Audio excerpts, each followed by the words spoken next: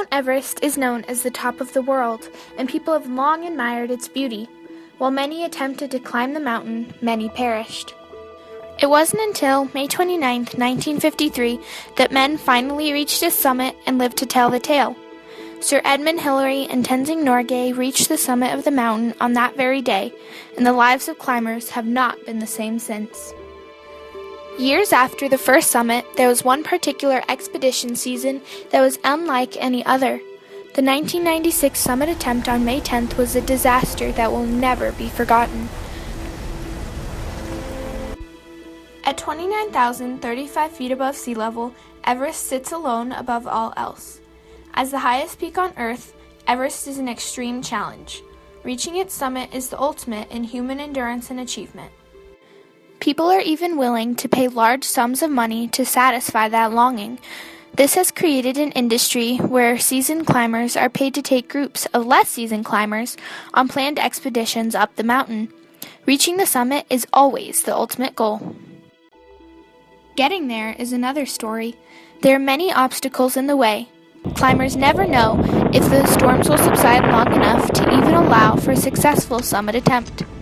There is a very small window each year in late spring that the clouds lift for long enough to allow climbers through to its peak.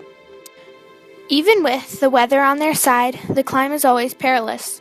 Climbers have to navigate through harsh winds, dangerous obstacles, icy terrain, and many other barriers that elevate the dangers of Everest. In high altitude in the bitter cold, a person is more susceptible to frostbite. Additionally, the very high altitude can cause a lot of damage. Humans aren't meant to survive this high up. Anywhere over 26,000 feet and above is called the death zone because humans are slowly dying as long as they are in it. They can only survive by moving out of the death zone and getting back to a safer altitude.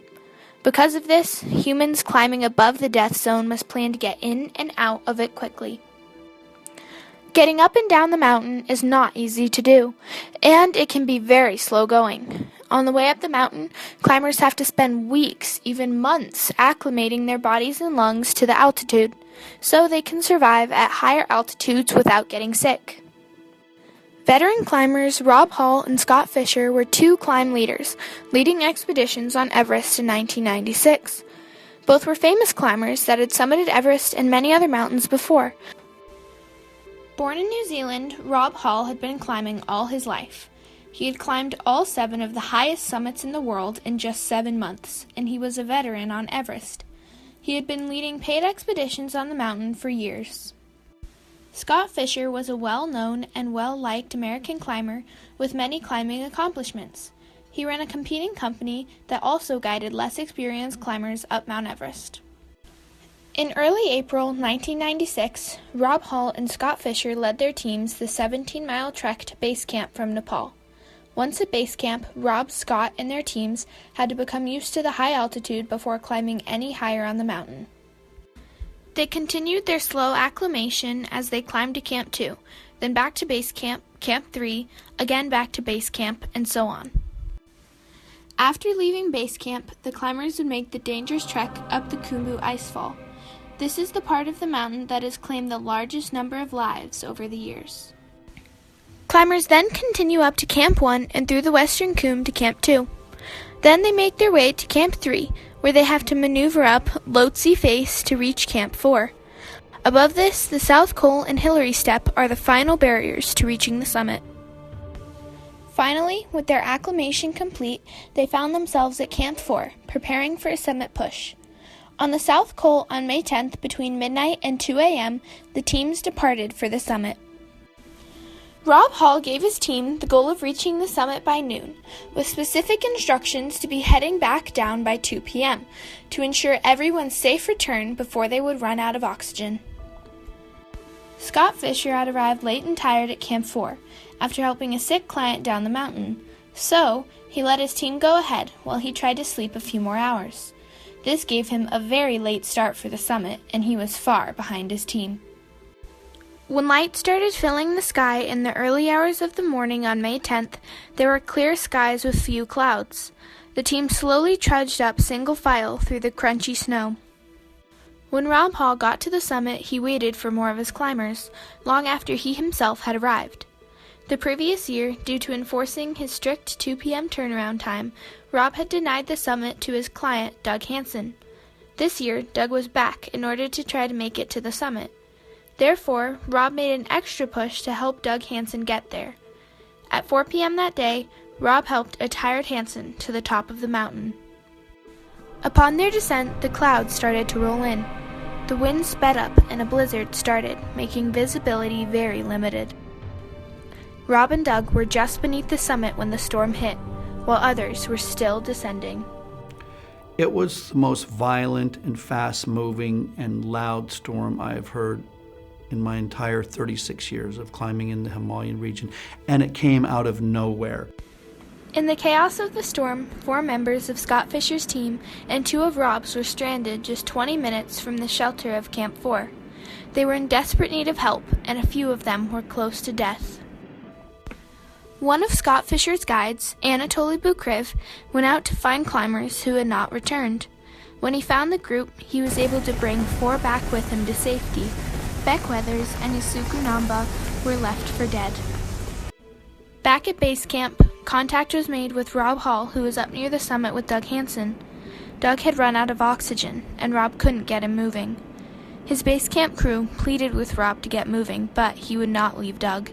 So they sent 2 Sherpas to climb up to Rob with extra oxygen to help them down.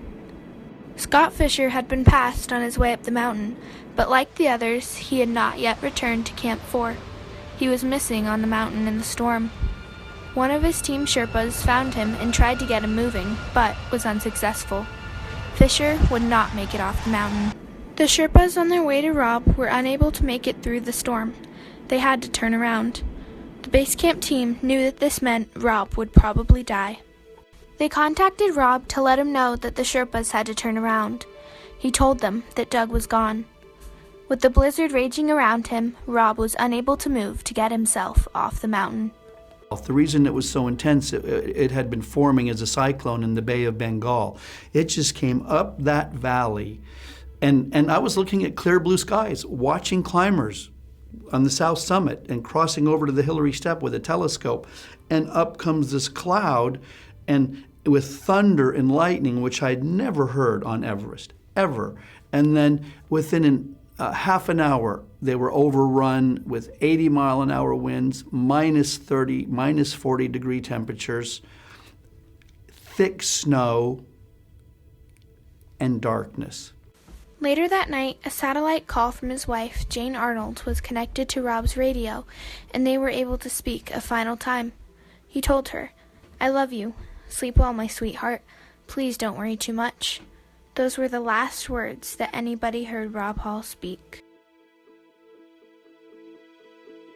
Out of nowhere, the people in Camp 4 saw a person slowly walking towards camp.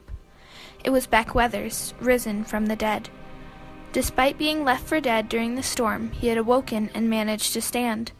Thoughts of his family kept him moving in search of camp, with the single goal of surviving.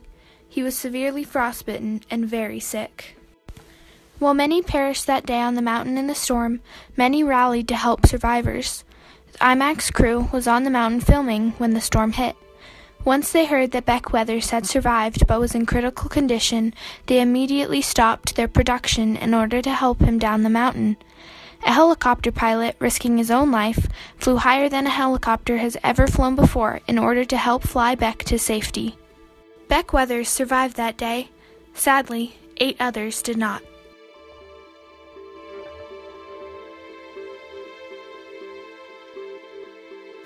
To this day, about 240 people have died on Mount Everest since 1953. The dangers and tragedies do not seem to stop people from wanting to climb this mountain. In the 20 years since this disastrous day, people are still drawn to Mount Everest. People still want to stand at the top of the world. People still want to undergo the ultimate test to their own endurance. However, the danger of climbing this mountain demands respect. As the Sherpas say, the mountain has the final say.